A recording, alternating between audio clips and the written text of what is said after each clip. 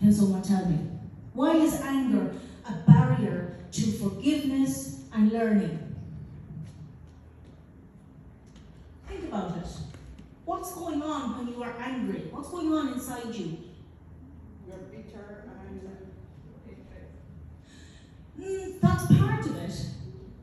But there's other things going on inside you when you're angry. Think about a time that somebody offended you, or you saw something that got your blood boiling. That right there, it's a physical reaction. It's a tangible reaction. Amen. Concentrate more on that rather than other things. Yeah, your vision narrows down to that one particular sensation within you. Your aggression levels rise. Your cortisol levels rise.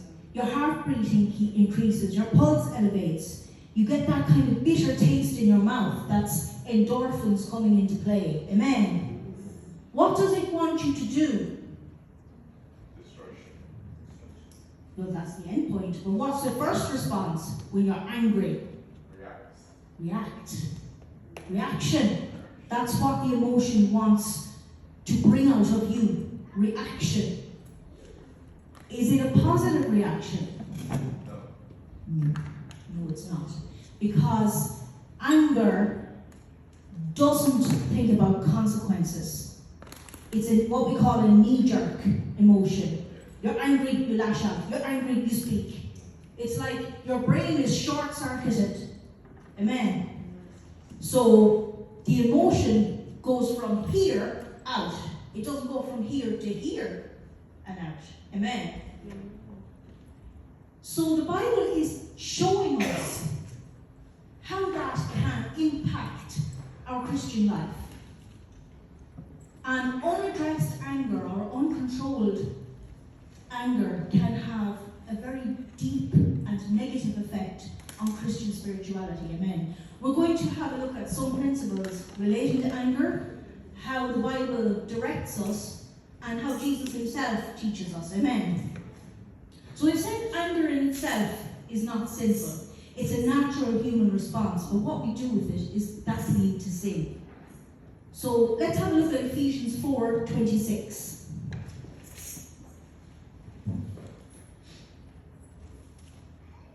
If you're there, you can read for me.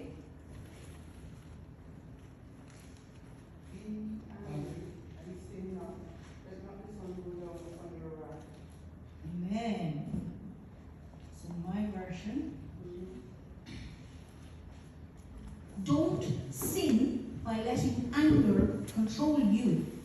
Don't let the sun go down while you are still angry. So don't allow anger to sit in the driving seat of your behavior. Does that make sense? Because once it's in there, and once it has its hands on the wheel, you no longer have control. And you can no longer employ the rules by which God asks us to live. Anger has nothing to do with kindness. Anger has nothing to do with respect. Anger has nothing to do with consideration. Anger has nothing to do with empathy. Amen.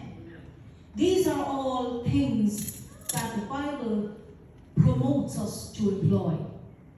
But if we allow anger to take hold, we can't use them in the way they're supposed to be used. Amen. Uncontrolled anger is destructive. Have a look at Proverbs 29, verse 22.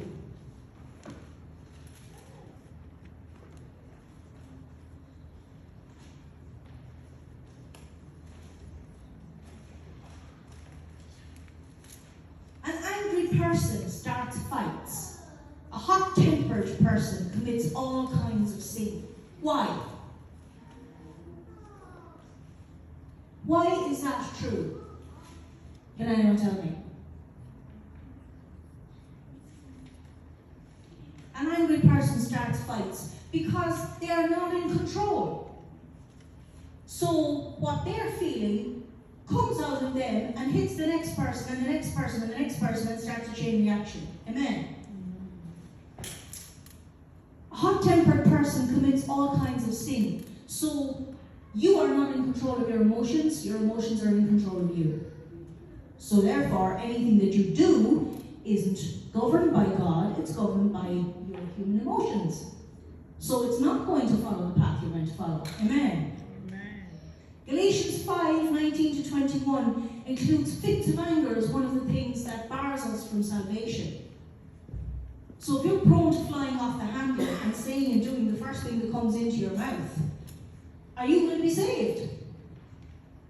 You don't have control when you're angry, so you will say whatever comes into your head, be it good or evil. Amen. Anyone who is under the influence of uncontrolled anger, they're on the road to cursing God, basically. They have no control, they have no consideration for anybody else, and they have no idea of the danger that awaits them. Amen. Proverbs 14:17.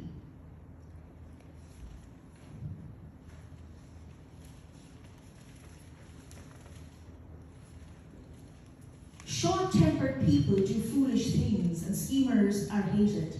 Short-tempered people. I love this about the book of Proverbs because it's basically a book about two people. There's the wise person, and then there's the idiot. Amen. So, there are very many verses in the book of Proverbs that emphasize the consequences of uncontrolled anger.